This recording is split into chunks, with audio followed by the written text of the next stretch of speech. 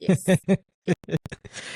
Okay, no, that's interesting. That is very much interesting. So, you go ahead with your life, all those shocks, and then obviously you're working. How was the corporate experience for you? Mm. Sure. So I worked at a few different places there because obviously, the industry that I was in was hugely affected by COVID. So I went there just before COVID. I went in November 2019. So working in that particular industry was really great because then I actually worked with my portfolio was Africa basically. So I worked with offices throughout Africa for this airline, and I was doing recruitment for the different offices within whichever destination they would travel to in Africa that needed, people. I would recruit for them. Not to say that I'm recruiting from. So if it was like a here in South Africa, obviously there's an office here in Joburg. There's also in Cape Town they have something. So I would source local people for the local office. I wouldn't be bringing someone from somewhere else necessarily, unless it's like a scarce skill. Then different story, like an airport manager or something like that. Then that's different, right? So yeah. So yeah, I mean, corporate was quite interesting to navigate because you're not only dealing with um, being in a different country, you're working with people from all over the world. So, example, where I was working, there was someone from Ghana, from Kenya, from UK. There was people from India. There was people from Australia. Where else? Then we obviously had locals in the team as well. Yeah, so it was a bunch of different people with different cultures, different, in South, but I think as South Africans we're able to navigate that easier than other countries because we have such diversity within our own country. We are usually able to handle that easier than other people because, like example, if it's someone from a country that doesn't have many foreigners or doesn't have different cultures within it, then they don't really get to work with different people. So whereas in South Africa we're dealing with all different cultures, we're dealing with some companies, even we're dealing with people from different countries. Um, so we're used to that dynamic. So it wasn't hard in terms of that. I think it was more hard in terms of trying to make sure you don't offend people. You know, um, I still, in the back of my mind, I was always just like, okay, you're a woman, like maybe you shouldn't be that, in your face. Not that anyone had said that to me, but obviously it's something that we all kind of had in our heads about the Middle East, etc., that women need to um sort of obey, and that kind of thing. That's the mentality that we all thought, like this is what we thought, right? um but to be honest, that wasn't the experience that I had, thankfully. So that really wasn't the experience I had at all about being a woman. I think it was more in terms of culture, and there are people from other countries that do look down on you if you're African. Like, it is what it is. There's been a lot of other podcasts and stuff that have mentioned this, and there are people that do that side. It is unfortunately a thing. I don't really understand it, of course not. But they just have this perception. And even when I went there looking the way that I do, and they're like, "You're African? You're from South Africa, really?" I remember one man said to me, "But you sound British. You speak so well. How can you be from Africa?" I was like, "Are you kidding me? Like, come on." You can't be this narrow-minded. It's Mm, ridiculous. mm, Um, mm. but that's not what you get sort of in corporate there. I think some corporates, let me say the corporates that I've Yeah, experienced, it's not yeah. like. I have heard experiences from other people where it hasn't been very pleasant, but yeah, I mean, yeah, corporate is a different ball game there. It really is because of the different people that you're dealing with. Because some people in their countries, it's great to stab each other in the back and talk, you know, try and push someone out of their role, etc., etc. Like for them, that's normal in their countries, and for us, okay, yeah, that happens sometimes in corporate here, but in general, like we do have better relationships with people that we work with, etc. Which is crazy because in Qatar, you like for me, all my friends that I made there, I met through work. Even you. I met through work. So people Yeah. that you work with become your friends. Yeah. And then you wonder, Yeah. like, how does someone then think that it's okay to, you know, be rude and maybe don't listen because this person is, oh, like who's this person? They're from Africa, whatever the case is. Mm. So obviously those kind of people I stayed away from. But yeah, I mean, it is different. It is very different. I did work in a different organization where it was ridiculous. Like it wasn't corporate.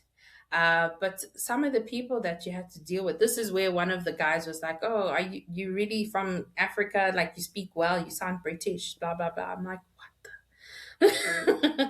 so that wasn't in corporate. That wasn't in corporate.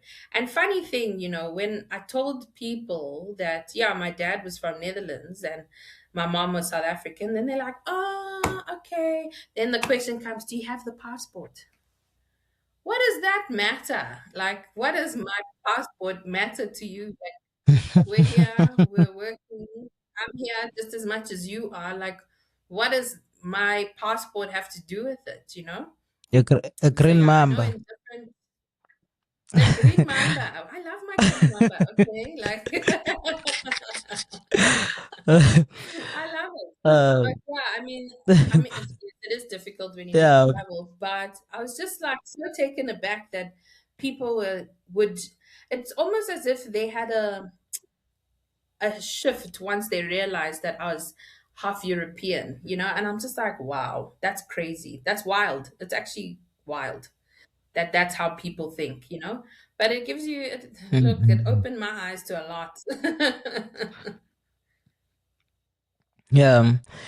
I mean that's interesting actually, because it is indeed the fact that people look at passport and based on your passport they choose how to treat you, which is sad, especially in that part of the Mm, world. It's sad. Now yeah, you then continue working. And did you change companies while in Qatar, or do you continue until? yeah. Just take us through there. Yeah. Yeah. So obviously with COVID, the airline Mm. industry suffered majorly. So I then was let go. Actually in April. Funny enough, it's April now. But yeah, I was let go in April of Mm. 2020, and it was, Mm. that hit me to the core because it was like 6 days before I was sorry, 20 days before my 30th birthday. I had just come to Oh this new no. country. I had this amazing job that I loved and I was able to travel with, etc. Like I was so happy. And then this freaking COVID came and like killed all my plans. So I was quite sad. Mm. And I remember bawling my eyes out on my 30th birthday because we were all in quarantine. Like, you Mm. had to social distance now. I was 30. I didn't have a job. I had just bought groceries just before I got retrenched because it's also retrenchment, but they call it, what do they call it? Now I can't remember. They called it something else. But yeah, basically they retrench you. They let go of you because there's no work for you, right? As a Mm, recruiter mm, with mm, COVID at an airline, they're not working, so there's nothing for you to do. So I remember being broke because I just finished, I was just like buying groceries and I'd sent money home and whatever. And I was like, now I'm not getting my next paycheck. And I'm just like, what is happening? I was crying. And it was so, but what made my day really cute is that my manager from when I was at the airline, he actually sent me a birthday cake. Can you imagine? This is now 20 days Mm. after I'd been let go. He sent me a birthday cake because in Qatar, not like South Africa, in Qatar, you could still get deliveries.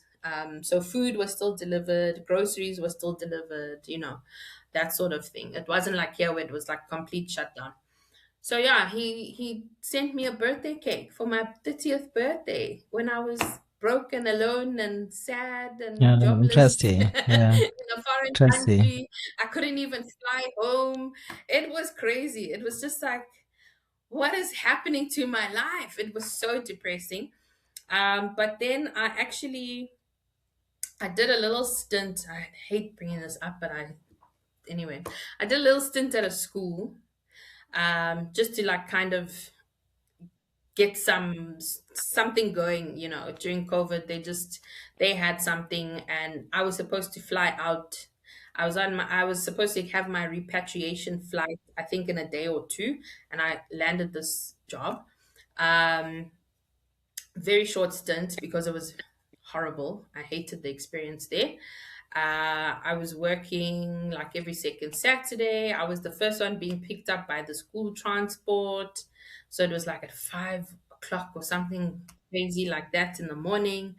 Then you'd go to the school, you get driven to the school, they pick everyone. You get driven to the school, fine. Then you get dropped off back. And then they were like trying to force me to move into the school's accommodation for staff. And I was like, yeah, but I'm not like officially working for you guys. Like, I'm not, you know, it's not official. Yeah.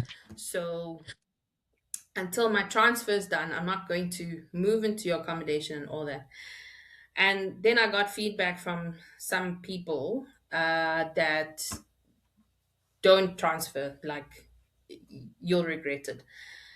So yeah, it wasn't that school wasn't very good. Not like most of the schools are pretty decent, pretty good, treat their staff really well, but that school was definitely not.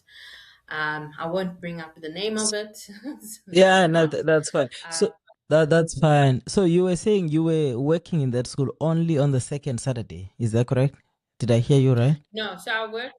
It was every day, but then I was going in every second Saturday as well, which is something I'm not used to. Okay. Obviously, Okay. I know Okay. I sound spoiled, but I'm used to Monday to Friday. That's my vibe. I don't do weekends. Yeah. But now I had to. I didn't have a choice, right? I was trying to make some coin to feed myself. Yeah. you know, Understandable. um, so shame. I won't take away from the airline. They did, help with some money for food and stuff. So at least I wasn't like starving. I know some people had really bad experiences during COVID, but that the company that I worked for was great to me. So yeah, did that little stint. Then I got a job at Talabat. So Okay. Talabat is like our Uber Eats here. Uber Eats. Yeah, Hmm. yeah, it's like So our did you Uber get Eats here. did you own a scooter?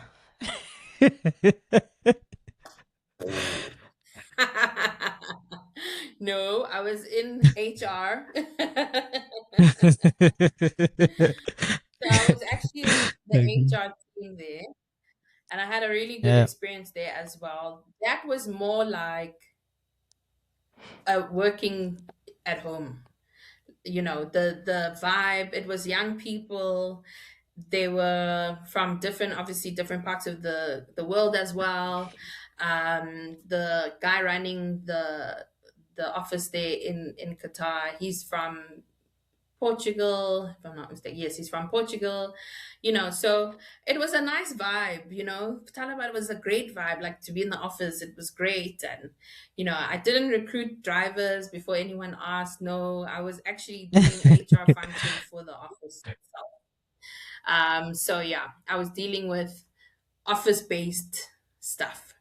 So yeah, I mean, that was a great experience. I was there for, I think, almost 2 or 3 years. 2 years. Yeah. And then I got an opportunity. So Talabat was actually how I got Talabat. Maybe I should take it back there. How I got Talabat is I actually just put my CV up on one of the sites there. It's called Bait, in case anyone's interested, bait.com. So BAYT.com. It's almost like a peanut here that we use in South Africa. So it's Bait there. And yes, I know I'm saying it wrong. I'm not saying it the Arabic way, but I'm not Arabic, guys. But yeah. So bait.com. I put my CV up there, and I was like, I'd asked, I think, my cousin to send me money so that I can do like the premium access so that my profile sticks out, sort of thing. And I'd redone my profile, and I was like, I'm ready for this. I'm going to get a new job. And then I waited, nothing happened. And then I was like, no, I'm resigning from this little school that I shouldn't have been working at anyway. I was like, I'm resigning from this school. And then I got a call the same day or the day before I was going to put in my resignation. I got a call from Talabat to come for an interview. I went for the interview, a social distance interview. So I went for the interview, and I actually managed to get the job. Thank God. All this time, my transition from like the school to Talabat, I then had another incident with my gallbladder, and I ended up at the hospital again, but this Oh time for a no. surgery. I was Oh no. alone in a foreign country, Oh no. second time in hospital in a foreign country. I've never, by the way, at that time, I'd never been to hospital. I was not a sickly person. Now I'm alone, and I've got to do this emergency surgery, and like my mom can't come, my sister can't come, like there's no flights. It was just hectic. But yeah, so then I ended up not even really resigning from the school. I was just like, I'm not coming back. I've got the surgery, and I'm just not coming back. I'm gonna go back to South Africa. I'm done. And then I got that. So I got the interview before I went into the hospital, and then when I came out of the hospital, I think a week or two later, yeah, a week and a half later, then I had my second interview because I had to do an interview with their office in the UAE, because that's like where the head office is. So I had to meet with the one of the HR heads there. And then after that, I got an offer. So once again, my plan to leave the country didn't work as well. So I got another job, and I was like, well, let me just do it. It's HR. Like, I like HR, I suppose. I've always wanted to be an HR BP, not just a recruiter. So let me try it out. And that's actually when I met my husband during that time. So I literally started dating my husband a few days before I started working at Talabat. So yeah, then I started working at Talabat. Talabat was great, as I mentioned. Environment was amazing, but then I still I always thought, every opportunity that I had at Talabat to do recruitment, I was jumping at it because this I don't like firing people. I like hiring people. That's like my tagline. I'd rather hire than fire. And unfortunately, in an HRBP kind of role or an HR space, you do have the tendency of needing to fire. So I had to fire like two guys, and it was horrible. I hated it. I hated it. I almost started crying as well. So no, definitely not for me. So then I got a phone call from a bank in Qatar as well. And yeah, they asked if I'd be interested in an opportunity in recruitment. And I said, absolutely. And yeah, I mean, I was like, this is a no brainer. I've been in banking before. I know how to recruit in banking. Like, yes, bring it on. So yeah, then I did that interview, got the job, and started at a bank in Qatar. And that was the last company I worked for before I left 2 years ago. Yeah. I mean, that's interesting to listen to all those interesting stories there. And that's why I don't even continue. I don't even keep asking questions because, I mean, you are narrating the story very well. The interesting part Yeah. is how dynamic your experience is from, financial services, mining, um, what now? Delivery services. If Yeah, delivery. yeah, delivery service. I don't know how to call that, but I mean, to airlines, like these different industries that you touch on, and again, back to financial services, in terms of Mm, recruiting, would you say, just for a recruitment person before we continue, would you say the mindset is the same? I mean, being a recruiter in these different um, industries, is it the same in your own opinion? mm. Because all you're doing, you're recruiting people, but are differences major, or is a question of you're just a recruiter, whether you're recruiting for an airline or you're recruiting for a bank or you're recruiting for a mining company? Mm. So the essence of recruiting is the same throughout. And that is why I am able to change industries easy. I'm able to work anywhere in the world as well. Because there was actually, I left the part out, I forgot about this, but I had received an offer to go work in Germany through Talabat's sister, like head office in Germany. But Yeah, anyway, so you can, it's a skill that you can do anywhere in the world, in whatever industry. The specialities then become different, obviously, from an sure. airline to like a Aviation and bank yeah, to, yeah, I mean, it obviously there's different things, but it's just about you as a recruiter wanting to learn and hone in skills. I mean, even now in South Africa, I'm recruiting as well, but I'm recruiting for like different industries as well. I'm not only in financial services right now. So like mhm, solar industry, property industry. So it's just about you as a recruiter. What industry do you actually want to be in? And are you able to work in any industry? Like it's just about research, in my opinion. Like you just have to research, ask all the questions, but the essence of recruitment is the same. Mentalities of hiring managers, though, is it is different for sure. yeah, sure. Yeah, I mean, the interesting part is that you left South Africa single. And that means when you go out, there is an expectation that you may end up meeting somebody Mm. abroad. That's the first part. And I think the second part is you're Yeah, thinking of finances. Let me go make money and come yeah, back. So we will touch on your yeah. expectations versus reality in relation to finances first, and then obviously you meeting your husband. I think let's start with the financial part of it. The reason you left South Africa, you had to say you go make a lot of money untaxed in the Middle East and come back. Would you Mm. say, and this is going to benefit somebody who's thinking of going and all, would you say it met your expectations and that financially it was worth it, or it is worth it for somebody to go ahead? We'll go with all other aspects, but we're just talking finances first, in your own experience. Yeah, so it depends. Yeah, it really depends on the company that you're working at.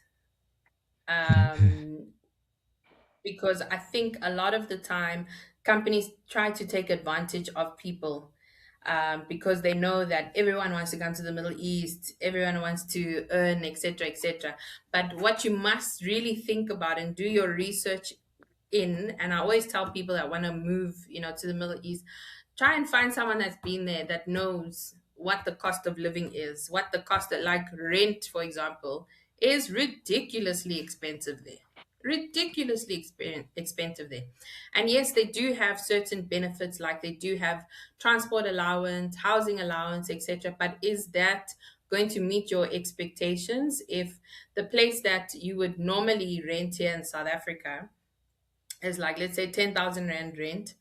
In the Middle East, you're probably going to pay double or triple, and you won't even have your garden. You know what I mean? So rent is super Yeah. expensive there. Um, Petrol's very cheap there, though, which is great.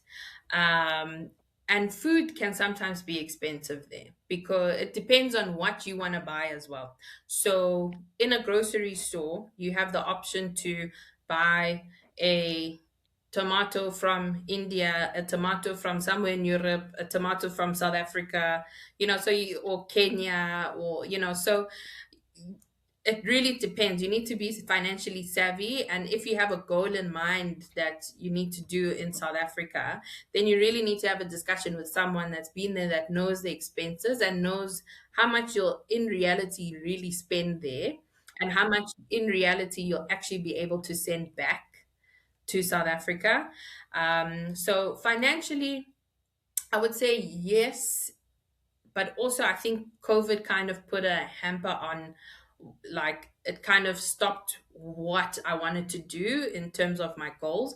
But look, if I wasn't in the Middle East, I wasn't going to be able to afford a wedding in Seychelles, example. You know what I mean? So for me, that, things like that, experiences like that are easy to do when you're in the Middle East because it's cheaper, the exchange rate is better, but you really need to do your research.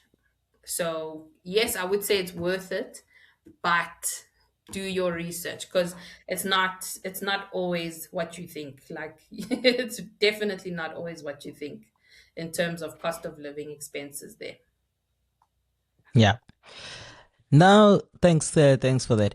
Now you meet your then boyfriend, which became your husband, Yeah.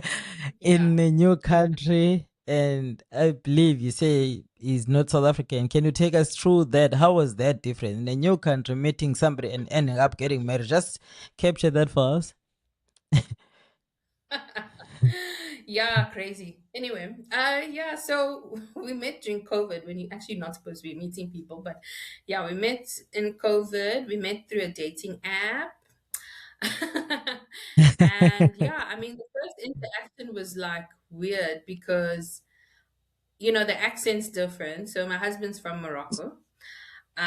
So the accent is different. So you're trying to listen properly because this person doesn't speak English as fluently like as all of us. Like in South Africa, we actually speak really like great English. I don't care what anyone says. We're good.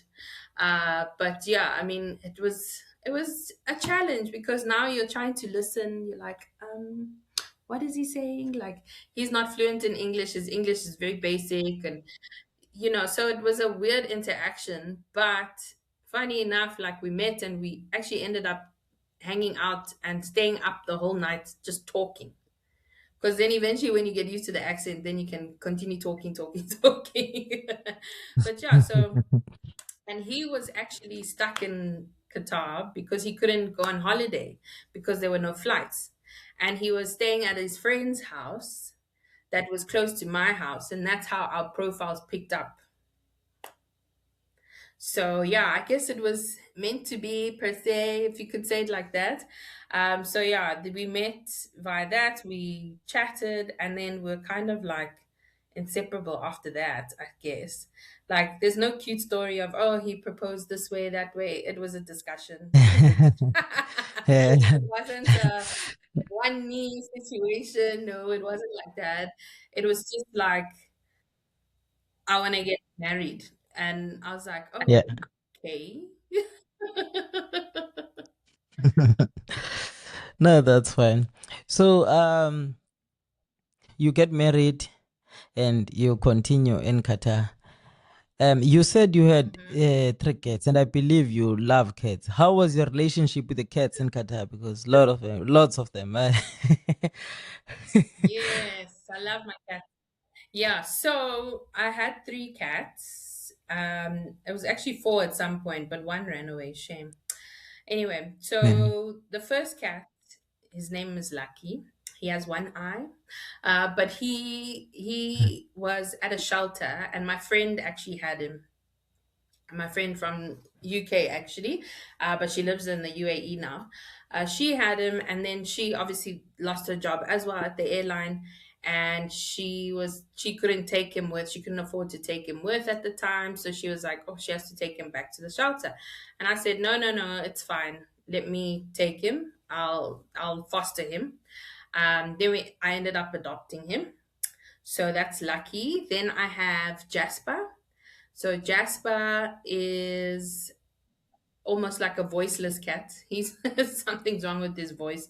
So Jasper's owner left Qatar with And then, yeah, so they left Qatar and they left Jasper with my friend's sister. And they told her that they would come back to get him. They never came back to fetch Jasper. Then my friend and her sister went on holiday. Then Jasper was at another friend's house during that holiday period, and he caused havoc in that house. Like he ripped the carpets, ripped the toilet paper in the house, and he was very naughty. And then my friend called me and she's like, "Can you take Jasper? Like, I know you offered before, but is it possible for you to take Jasper now because he's causing havoc?" I said, "Sure." I went to go fetch Jasper. When Jasper came to my house, it was Lucky and Jasper, and Jasper was fine. Jasper was a good, sweet cat. Jasper completely changed because I had also known Jasper as a naughty cat. But when he was at my house, he was completely different. And then I told my friend and her sister, I said, "Okay, I'm keeping Jasper. I'm not giving him back because he's well behaved with me." So, yeah, Jasper's owners deserted him. And then I took him. And then I have Lola. So Lola, I had gone to a wedding in the UK in 2023. My friend also met her husband through the same app, and he's Colombian and she's from the UK. Um, and when I got home from the airport, I literally put in my bags. There was no cat there, right? So there was just the ones that I had. I put in my bags everything. My husband then was taking the trash out. As he walked out, he almost stepped on her because she was so small. She was like this big on our welcome mat. And we're like, we literally just walked in from the airport. Like, how is this possible? Anyway, we brought her into the house. We separated her from the other cats and we gave her food. Um, and we bathed her. And yeah, never took her anywhere else. She just stayed with us. She just stayed with us from then. So those were my three babies in Qatar, which I actually brought back to South Africa with me. That's Because, beautiful. in Qatar, the thing there's a yeah, I couldn't leave them. Like, who do you leave them with? It's almost like leaving your child. Who are you gonna leave it with? It's different when I left South Africa. I left my dogs with my sister. That's different. You're leaving it with your sister. Your sister's not gonna leave the country like my sister doesn't want to anyway. So she wasn't going anywhere. I knew they were fine with her. But in Qatar, people come and go all the time. You never know. Today, your friend is there. Tomorrow, she might have to leave the country, because if you're not working and you don't have sponsorship, you have to leave the country. You can't just loiter around. So I was like, who am I going to leave them with? It's fine. I'll take them back. So they're here in South Africa with me now. And yeah, that's my little journey with my three cats. Well, our three cats. Okay, yeah, and the interesting part, I mean, the way you are capturing it, I mean, even myself, I get there, and you and your husband are like parenting everyone, basically. If I can put it that way, if I can put it that way, and that's how. So you were basically settled in Qatar. At least to me, it looked like you were settled in Qatar. You were happy in Yeah, Qatar, and everything was going yeah, fine. And I know your husband was always like looking for he loved South Africa. So yeah, surprisingly, he was the one who looked to be loving South Africa more than you at the time. yeah. And I know, at what point, right? yeah. Yeah, at what point did you, and what triggered then the decision to say, you know what, maybe we should be going back to either South Africa or Morocco, because now we're two different countries that you could go to, and I would love to think also Yeah, Netherlands. Maybe you could claim some kind of some kind of ancestral visa in Netherlands. yeah. Why South Africa? And you will capture this for both yourself and your husband, as a Mm. collective unit, to say why South Africa for your family, and what triggered the decision to say, you know what, it's been nice to be in Qatar, but bye Qatar. Mm, mm. Yeah, I mean, Funny story though is that he's the one who suggested South Africa. So even better. It wasn't me saying, let's, I'm going there. No, he was like, let's go to South Yeah. Africa. I'm like, are you sure? But anyway, yeah, I mean, for me, Yeah. I'd always said I wanted to go back, right? It's always South Africa's home. It's where I grew up. It's not like any other place in the world. It's amazing. I know a lot of people disagree, but once you've been outside and you've lived and you've worked outside, you understand that there's always something pulling you back to South Africa. It's Yeah. like always just dragging you back. So I think our discussion was more on the lines of like what his career path looked like, what my career path looked like. What could I do somewhere else? What could he do? So he was in law enforcement in Qatar. So that was his only experience, and he never got the opportunity to study.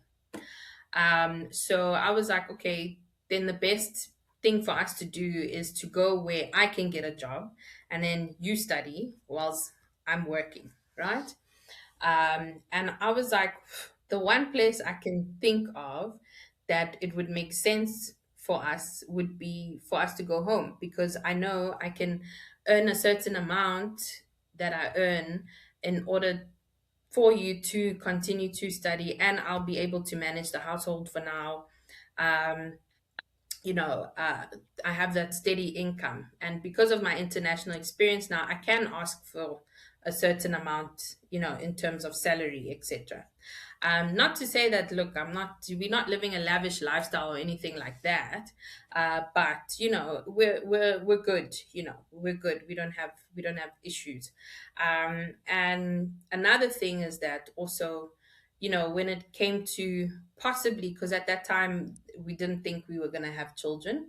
But another issue is now when we travel, then it's you have this passport from this country, you have this passport from that country. Now it's like trying to figure out which countries can we go to with both our passports that is both Mm. visa free for both of us. Not many countries are visa free for South Africa and Morocco. Like the only thing I can think of right now is Brazil. I know that was one country. And then obviously Seychelles, where we got married. It's a quick visa application, but like it's difficult to travel when you have two different passports. And then I'm thinking, if we have kids on top of that, then that's another thing, because I was always like, well, the kids will have a South African passport. um like they will be South African citizens, and they'll also be Moroccan citizens, as well, obviously. But I mean, it was just like, does it make sense for us to all have different, passports? And I was like, at the end of the day, I would prefer to actually retire in South Africa anyway. So it would make sense for him to get like his spousal visa and his residency and everything now when we're still young, so that if we potentially want to leave again, we all leave on the same passport. There's no, you have to go here, you have to go there. It's like we all have one sort of citizenship and one passport. And because I can't get a Moroccan passport or citizenship, it made sense for us to do it the other way around. And for him to be able to get our residency, citizenship, etc., he needs to stay here as well. So that was sort of the lines of thinking when we're thinking it. And then he was just like, yeah, he's ready. And I said, okay, let me try find a job then, because I was like, whoo, it's also going to be difficult to find a job in South Africa that and a company that's willing to wait, because my notice period was 2 months. And it's not 2 months like here, where it's 2 months, you finish Friday, Monday, you go to your new job. No, this is now, I'm done. I have to pack up my life. I have to, ship things or send things via cargo. And I have to pack my apartment up. And, it's a different kind of 2 months. So it's more or less 2.5 months or so, close to 3 months, that a company would have to wait for me to come back, because I had all these, like I had the cats and the stuff, and there was just a lot. It's different to being here. Um, And I was like, okay, let me give it a shot. Let's see. So then I put my CV back up on PNet, updated it obviously, and whatever else. And then I got a call from an agency to say, this particular company is looking. Are you interested? I was like, oh, yeah, actually, I'm in the process of wanting to come home. The only thing stopping me is that I don't have a job at home yet. And, my worry is that companies are not going to wait for me. And they're like, oh, no, let's just see. So yeah, I did the interview process and all of that. Then I got the job. So then I said to my husband, I was like, well, here we are now. We're at we're at that point. I have a job in South Africa.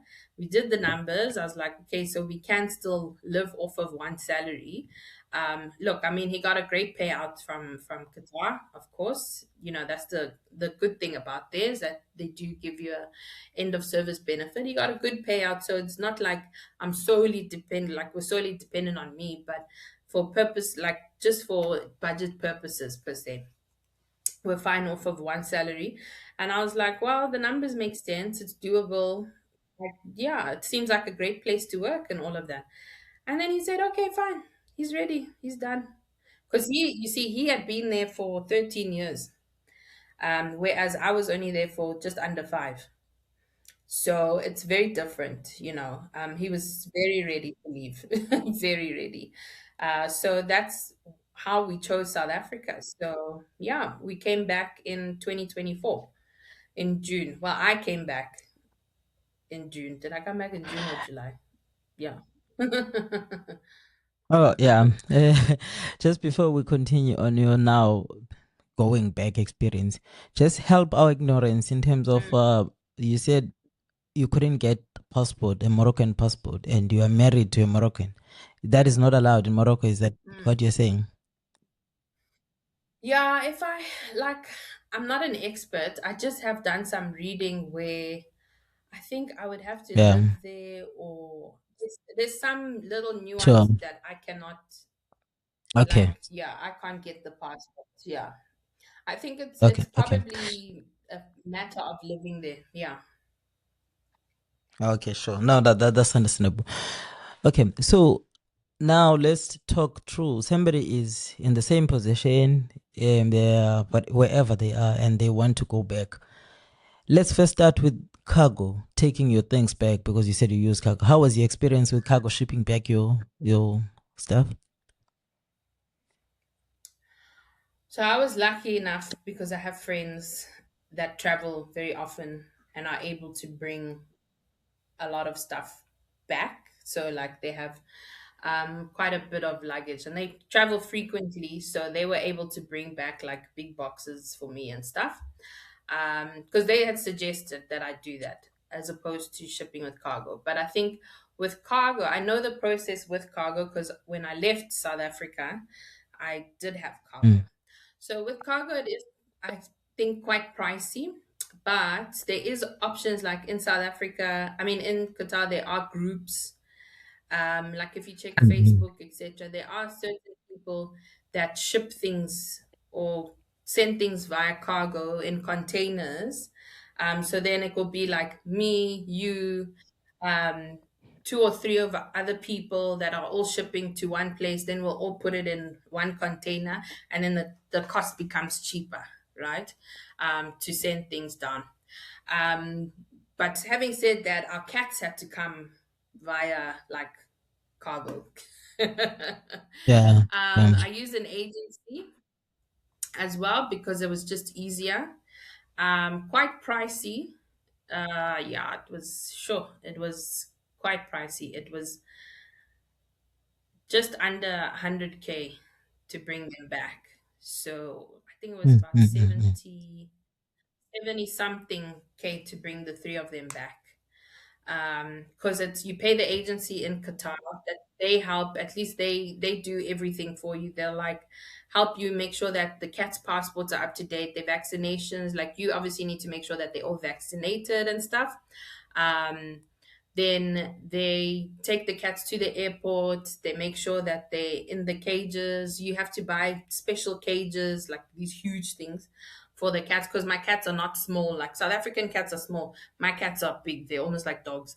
So So you have to take special cages for them to travel with, and then you must get blankets for inside, and like it's a process, but this agency that I used was really good, and I think one of the cheaper ones. Other people pay a lot more, way like over 100K, for animals traveling. And at least when you bring cats from Qatar to South Africa, they don't have to go to quarantine.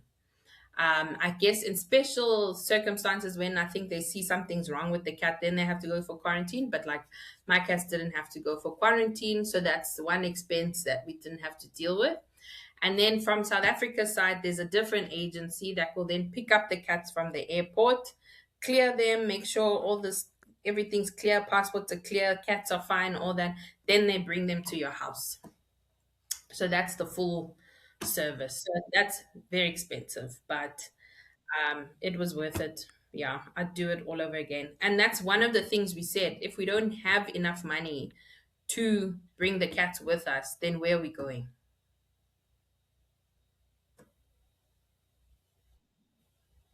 That was a major point, is that when we make the decision to eventually leave, we need to make sure we have enough money to transport the cats back to South Africa. That is interesting. So now you have a job in South Africa and you're definitely going back and all that. The emotions of doubting to go back and say, Mm, am I taking the right decision? Is this the right step? Am I not? mhm.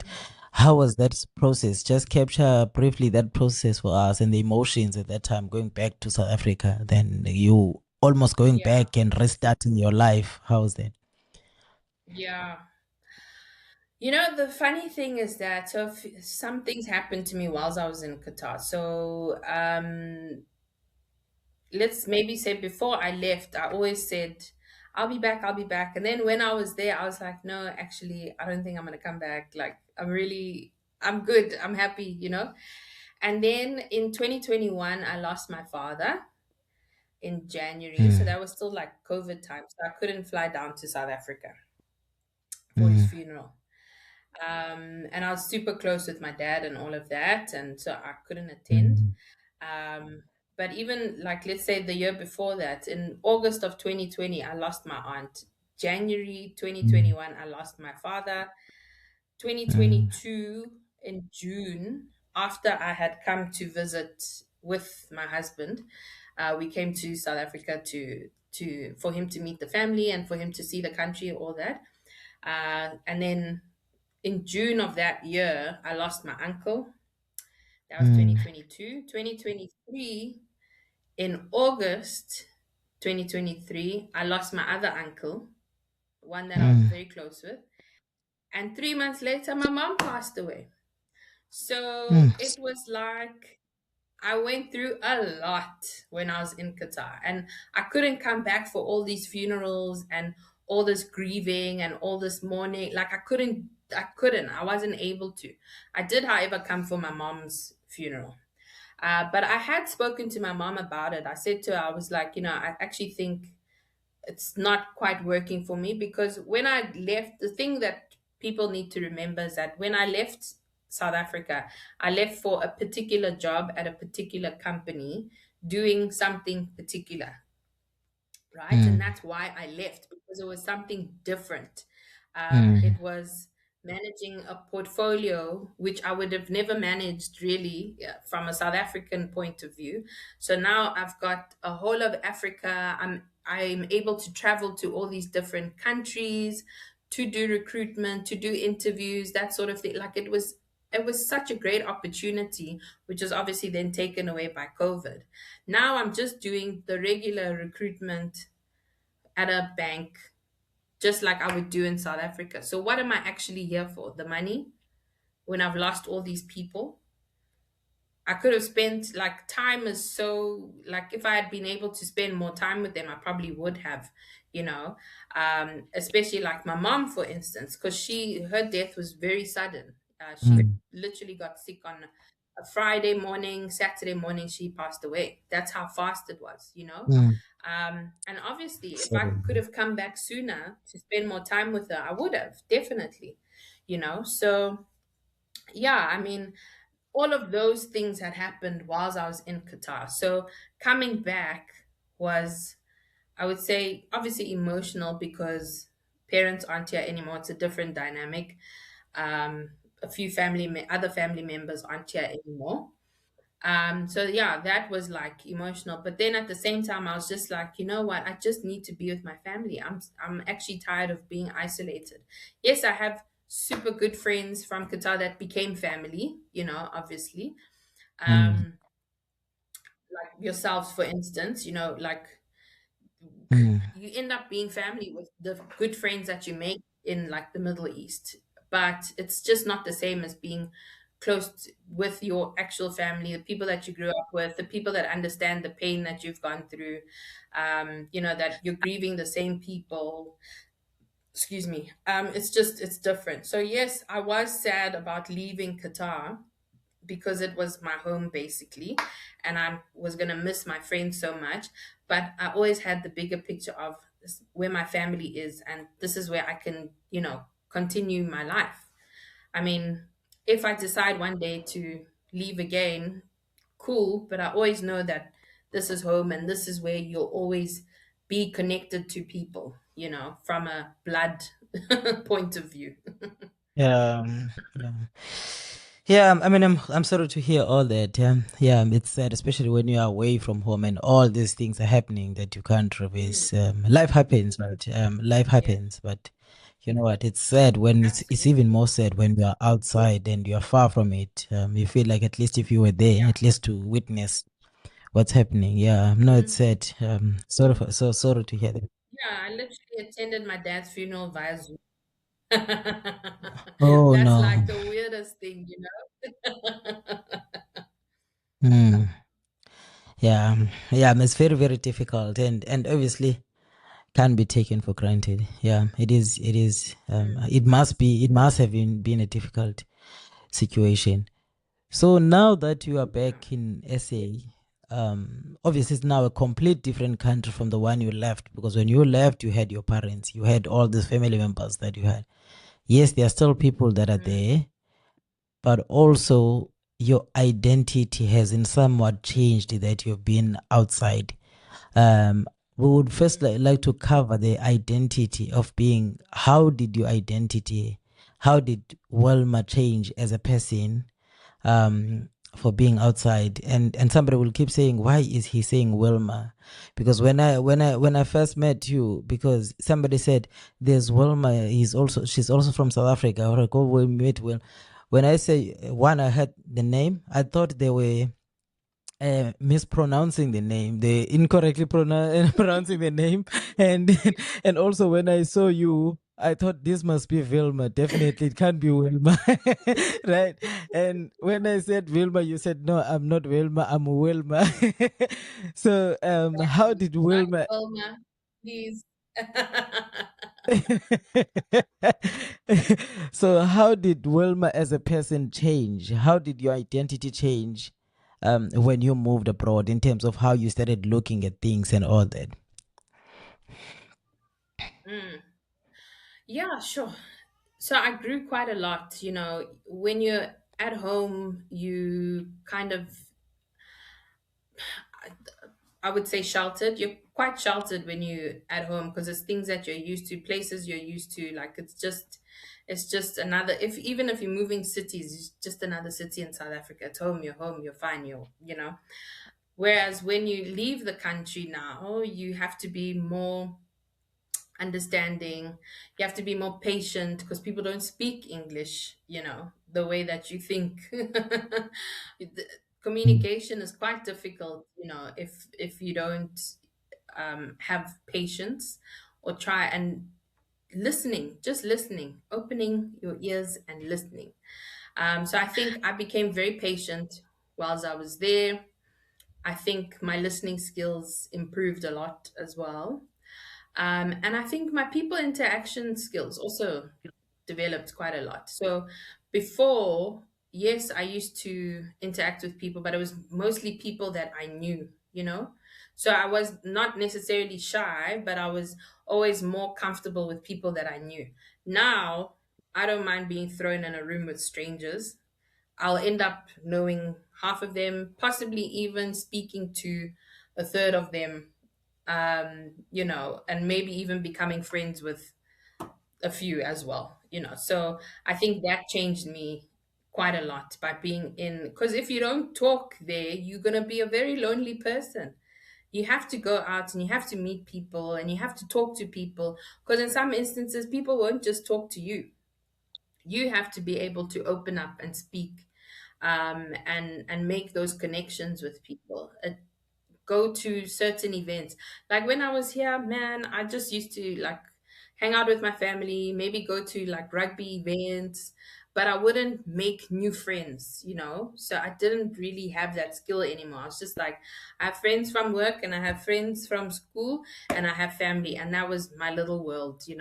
And now, obviously, being abroad, then you start to engage with different people, because you can't just run back home and sisters there or cousins there or you know friends from high schools there. Like, no, it's very different. They're now a phone call away, they're not down the road. So yeah, I think that changed me quite a lot, is that now I can definitely stand in a room and make quite a few connections, whereas before I would kind of go towards people that I knew. Interesting. Yeah, that is very interesting. So obviously you eventually come back to SA. You have certain expectations of the South Africa you left in 5 years or 4 years ago, at the time that you came back. And before we just look at, was South Africa what you expected when you came back? Because now, 4 years, people can think it's just 4 years. A lot can change in 4 years, and processes and just people also can change, because you would have lost some of the friends that couldn't take the fact that now you're abroad, you're not on the same time zone, you're not communicating as much, you are working on Sundays, for example, your week is Sunday to Thursday instead of Right. Monday to Friday, and all Yeah. those things. So, so how was the adjustment back? And this talks to even the work, because you were now used to working from Sunday to Thursday, and also just Mm. interactions. Because what you are saying there, in terms of in Qatar, there will be a lot of this side is for women, this side is for men. What you highlighted there to say, when you went to do this Qatar ID and all these things, you had to sit. I sat on the wrong side, and everybody's looking at me, and, and I'm sitting comfortably, and, and then the next thing I just realized something was wrong, because people are looking at me, and then I look, I'm like, and the worst part is empty, Oh the room is my empty, so I couldn't realize this side I'm sitting on is for women. Right? So Oh my so word. n- so now going back to South Africa, where in most places you can sit anywhere. If in almost all places you can sit anywhere, you can enter in any door, you can be in any, and even in corporate now, working Monday to Friday. How was the adjustment, you coming back to Yeah. SA all together? Yeah. Mm. Yeah, interesting. Actually, yeah, it's a big mind shift, eh? Because, like you said, there's no male female situation, there's no citizens, non citizens, there's Yeah. none of that anymore. And you don't ask people, oh, where you from? No, there's not, nothing like that anymore. So your usual intro questions, hi, where you from? Oh, that's great. How long have you been here? Da, da, da. That doesn't exist here Yeah. anymore. They're Yeah. like, what do you mean? Where Yeah. you from? Like, I'm at home. So yeah, I think Yeah. it was a quick mental shift because um, I remember once thinking, I don't know where I was going. I can't remember where I was going. I think that was it the license department. And in my mind, I'm busy thinking, "Ugh, which side is the ladies' side again?" And I was like, what am I doing? I'm at home. I'm in South Africa. Like, what are you talking about? So yeah, I think that definitely was a change. But not a it didn't take long for me to readjust, to be honest. It I guess I didn't go to many places where there was that separation in Qatar. I try to stay away from places like that, like more cultural kind of places and all that. I try to stay far from those places, just because you never know when you're offending by accident, Yeah. or it's not like you're not allowed there, but you just don't want to do something wrong and then you're in trouble for nothing, you know. Mm, mm, mm, mm, mm, mm. Um, so, so yeah, I mean, I avoided those places, but yes, I mean, at home affairs, we don't have to separate. Like my husband can sit with me whilst we're going through a process.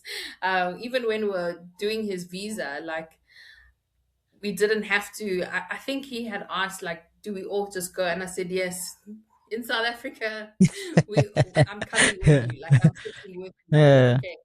Mm. So yeah, I mean, some, just in the beginning, you're just like, oh, okay, reality check. You're back. You're back. You're back in the country. There's no separation like that when it comes to public offices and stuff or public hospitals.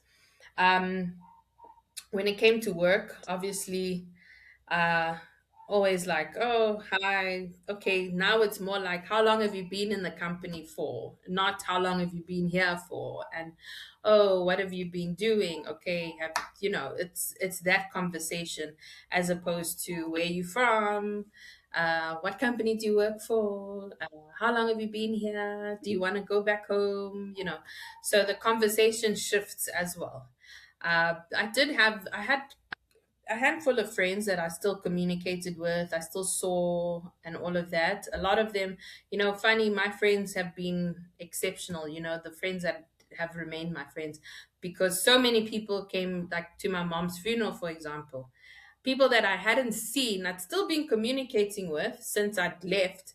But for my mom's funeral, people like even took the day off because it was on a Friday.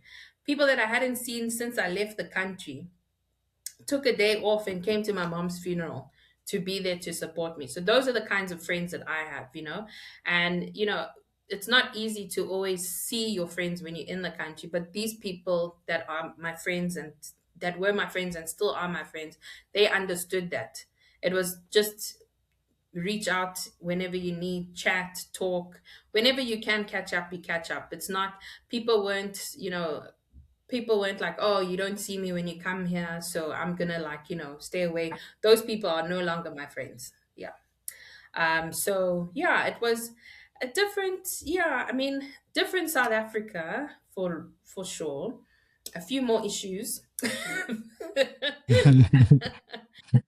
A few more issues, but I think I was quite head in the clouds when I left. I wasn't really aware of a lot of things that were happening. Maybe not to say I wasn't aware, I just didn't want to deal with that kind of stuff at that time. I was just enjoying my life. Like now, obviously, when you come back and you see, like, I think we had some electricity issues, and it's not load shedding, it's maintenance that hasn't been done throughout the years, and things keep tripping, and then there's big blowouts, and then we don't have electricity for a day, 2 days, 3 days. And my cousins and I and my sister, we all live within like a 2 kilometer radius of each other. So even though we're on different like substations, the main station is the same. So if that big one goes off, we all don't have, so we can't even go to each other's houses. So things like Yeah. that. And then now and again, they have maintenance of water. Joburg Water does some maintenance. I know other parts of the city it's worse. But yeah, we sometimes, it's been a while, let me not jinx it. It's been a while where we didn't have water for 1 or 2 days. Um, but in those cases, sometimes we can go to like another cousin's house, and like things, general things like potholes and things. I'm sure you've seen the social media videos of that particular leader Mm. that's swimming in Yeah. potholes now and in the Yeah. canoes and Yeah. whatever. Like, Yeah. right, I'm not gonna say anything because I'm not a politician or Yeah. anything like that, so I won't say much about her. Yeah. But I know for some people it's just like, "Ugh, what are you doing?" But funny enough, she's actually done that, and those things have been fixed now.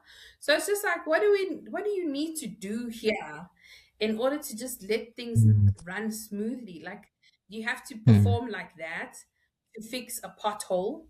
You have to put a canoe out, like something Mm. so stupid. And then I saw now, was it yesterday or the day before, that they actually drained that street now. that she was busy canoeing in. So it's just like, was that necessary? Like, is it necessary? Like, we live, I would say we live a more privileged life here, where mm, we don't have to go to public hospitals. We don't have to use public transport. That's not safe. Look at the kids in the school transport, etc. That that horrible accident that happened. Like, I don't mm, have to worry about things like that. But there are people that do have to worry about things like that, you mm, know? Um, I mm, mean, even my mom, for instance, she refused to be on medical aid after she left work. Like, even though, we offered to pay for it, she was like, no. And she went to public hospitals.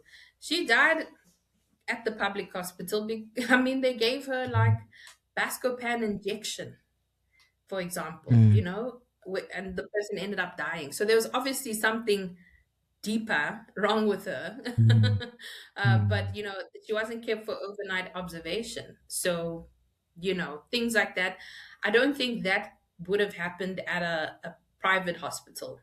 You know what I mean? mm, Like, I'm not blaming mm, the hospital for death, but it's just instances like that mm, where you just think, oh my gosh. Then obviously, when you think of all the money that's gone missing, or the corruption and all these cases that's happening, and all, we have the money, it's just not feeding down to where it's supposed to go. mm, So mm, for me, that's the sad reality of where we're at right now. Unfortunately, it's something that I've come back to, and I'm just like, this is shocking. Shocking. I think I was more shocked about what was happening than I think my family was just like, well, welcome home. And I'm just like, this is crazy. Like, this stuff is mm, mm, crazy. mm. Would you say you knew this was happening, but you couldn't quantify it when you were outside, or what? In relation to the issues on the Yeah, ground. I mean, we kind of heard about things, and yeah, load shedding was a thing before I even left. It was still a thing. And then, but I wasn't here when I think it was like level 6 or whatever the highest level Mm, was. mm, I mm, wasn't here, so I didn't feel it. And then when I tried to explain to people in Qatar, like, this happens, they're like, what? You don't have electricity? Like, what's going on? That's when you realize, something's wrong with, well, something's wrong with yeah. our country, actually. Like, why don't we have electricity? When you try and explain these norms that we allow to be norms, we try to explain that to someone from another country, and they're like, what? Then you realize, What do you mean? no, What do you mean? something's There's no really wrong. power. Exactly. Like, what do you mean? Like, oh, friend, I can't talk right now. My Wi-Fi is down, and I didn't buy data. They're like, why is your Wi-Fi down? Like, because there's no electricity. My phone's gonna Hmm. die. And I'm like, no, no, no, no. Yeah, these Yeah, norms that we allow. Mm. yeah, that's interesting. Yeah, so now looking, obviously, having compared everything you've compared, in South Africa before going to Qatar, South Africa after, what are the issues that, I mean, you've counted now, that the issues that you've counted?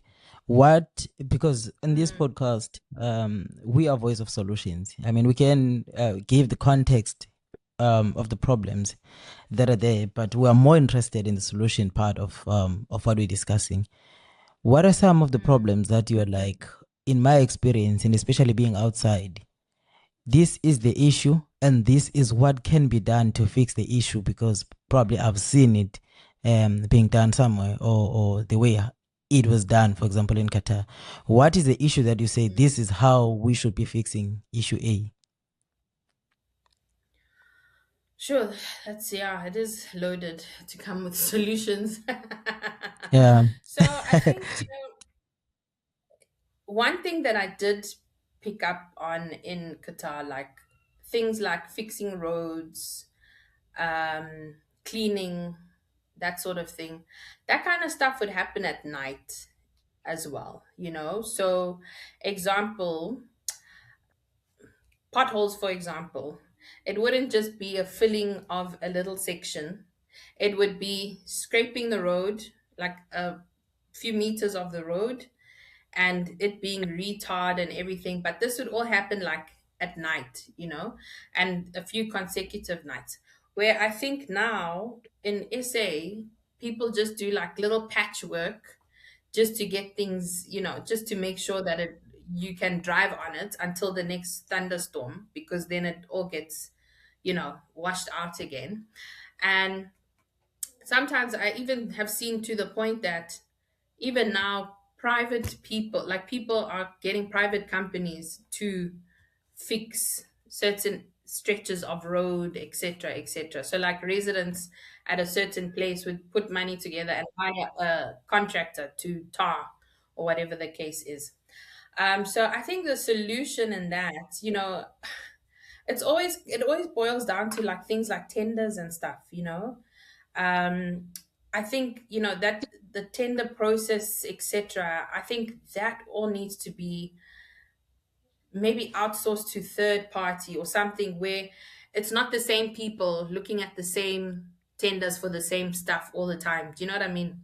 So it should be like different people, almost like maybe even someone with no experience. So when I think of like something like when we were doing the retrenchment at that bank, right?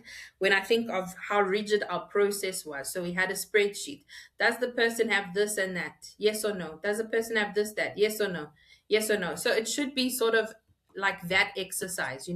It shouldn't be a situation of, oh, that one has paid that one to get this contract, etc., etc. Because what's happening, and realistically, what's happening now is that tenders are being awarded, money is being chowed, definitely, but things are not being done. So if we stop the same people from doing the processes, it's different people all the time. You never know which tender approval process you're going to be involved in. I think that kind of solution would make sense. I don't know if you understand what I mean.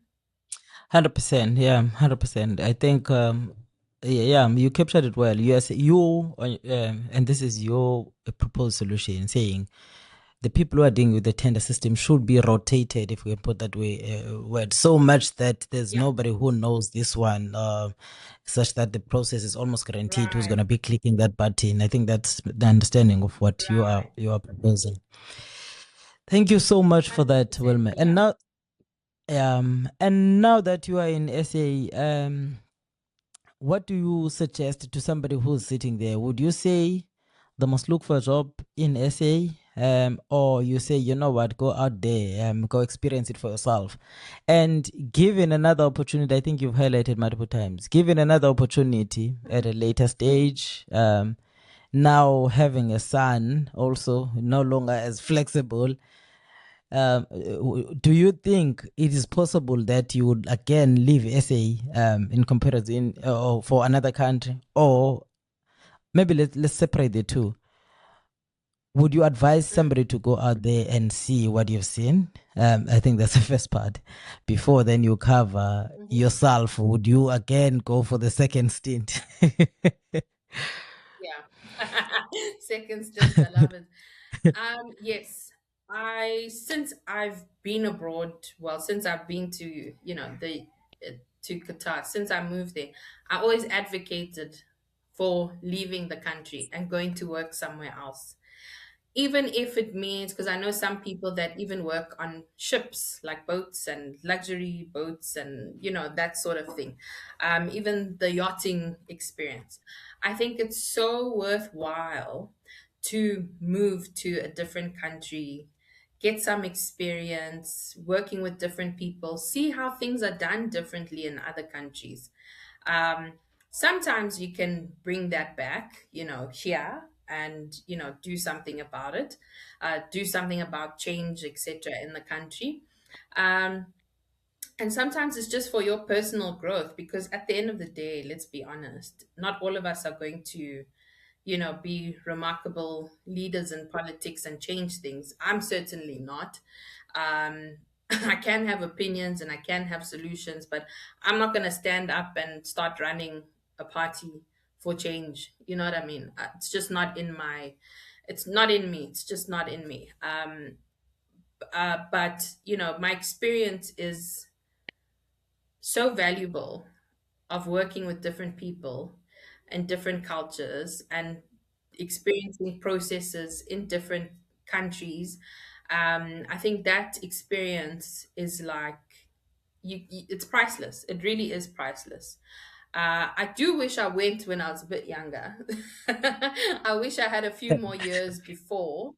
Like Yeah, I think the sweet spot would be like 25. I would have gone.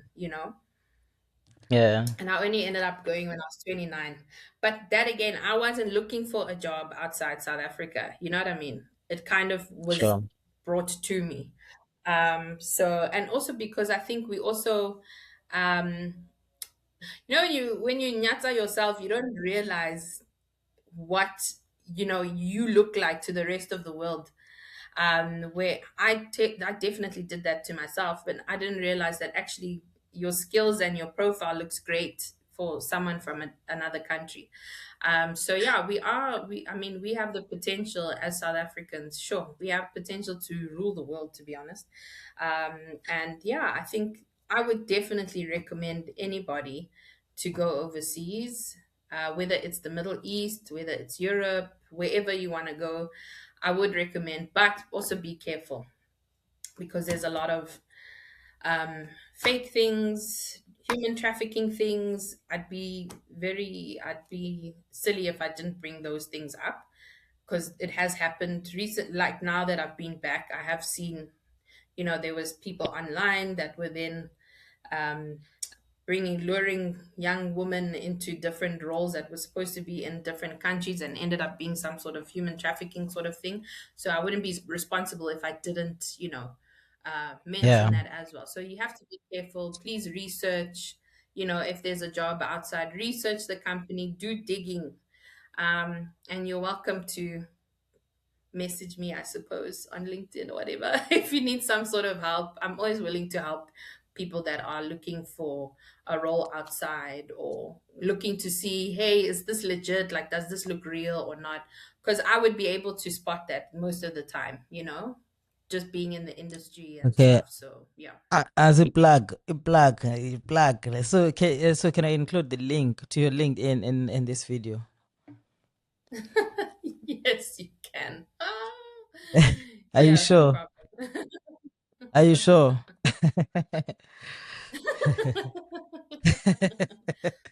Okay. Well, yeah, it's No, thank LinkedIn. you. It's okay. It's okay. Wilma, being obviously being a recruiter yourself, and you've had experience of recruiting people across the globe to go into Qatar and work in the Middle East and all that. And so you would have compared candidates from different countries and the way they go about their resumes or CVs and all that. What would you I mean, the two parts in the question. The first question is, are you comfortable starting something that will assist people in terms of helping them put their foot forward, um, in terms of being able to be either headhunted or even getting roles abroad, yourself? Are you happy to be assisting the people? And in that way, obviously, we'll be using the link. People can reach out to you and you can see if you set up something of that nature. And the second part is, even people who won't be coming to you, what is the advice that you can give for them to put their CVs forward and things like that? And obviously, you can share maybe on the experiences you had while recruiting for across the globe for Qatar. Mm. Yeah, actually, funny, it's something I'm quite passionate about. Obviously, seeing different CVs, seeing different people all over. So obviously, my main concern is always going to be South Africans, right? And I just feel like a lot of the time, you know, we don't we don't show up as well as we should in terms of presenting a CV or even emailing me as a recruiter to say that you saw something on the website that I've maybe advertised. Would I be, so kind as to maybe review your CV, etc. Some people will just send a CV with send an email with a CV attached and say applying for any role. Like that's not the way that I would like us to represent ourselves, not only in the international landscape, but just as a local, when any recruiter sees that, it's like, really, Really? like, no, Like, no. so I think, the same mistakes happen in any person from any country. It does happen, but obviously, like I said, my main concern is South Africans. And to answer the second question is, yes, I would be really willing to, help people that would like maybe roles abroad, even people that need help here in SA. I was actually, considering starting something like that to just help people. So yeah, if they are interested people, then definitely they can reach out to me. I might not answer immediately, guys. Please remember, I do have a job. But I am willing to help where I can. Yeah. Guys, plug there. There's plug. Okay. Okay, no worries. Thank you very much, Wellman. Thank you so much for sharing that kind of experience. Is there anything that you would have loved to share that we didn't ask for, or you are satisfied with the story that you've covered before we let you go? We didn't speak about me potentially leaving again. Okay, yeah, So yes, I yeah, did yeah. touch on it. That's the last part.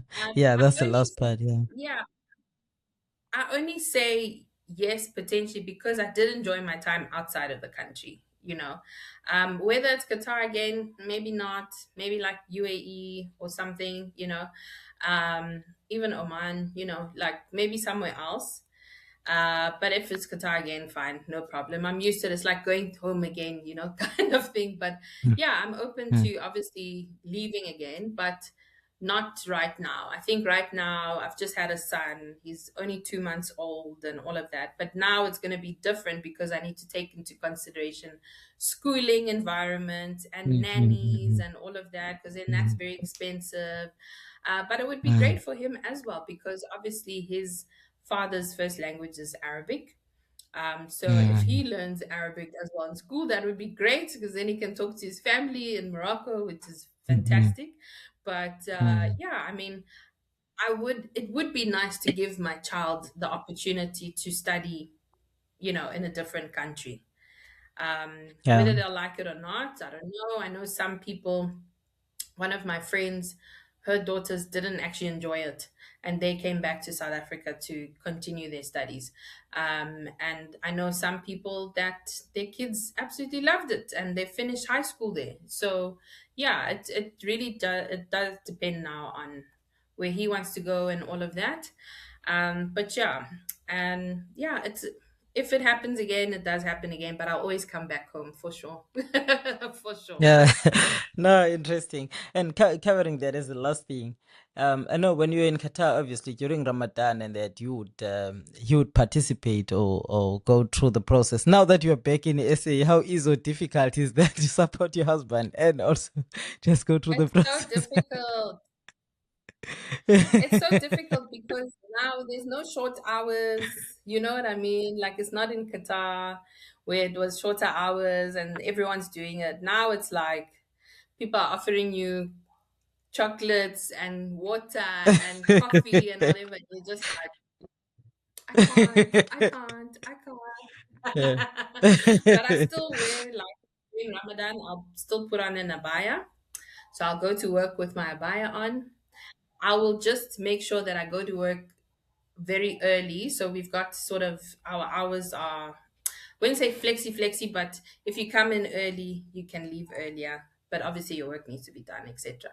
So I just like because I'll wake up for to make sure that I eat before. So for suhoor, I'll wake up very early. I'll eat, then I'll go straight to the shower, then I go straight to work. So I'm usually at work by 6 or 6:30 or whatever. Then I leave work Mhm, early as well. Then I come home, I mhm. take a nap, and then make sure that we've got food for iftar or whatnot. But this year I didn't do it. Obviously, I was literally I'd just given birth when Yeah. Ramadan Yeah. started. So this year I couldn't Yeah. participate. Yeah. No worries. Thank you so much for that, for sharing your story, sharing your journey, Wilma. We really appreciate it, and I hope our viewers will love to listen to your story, to watch your I hope journey.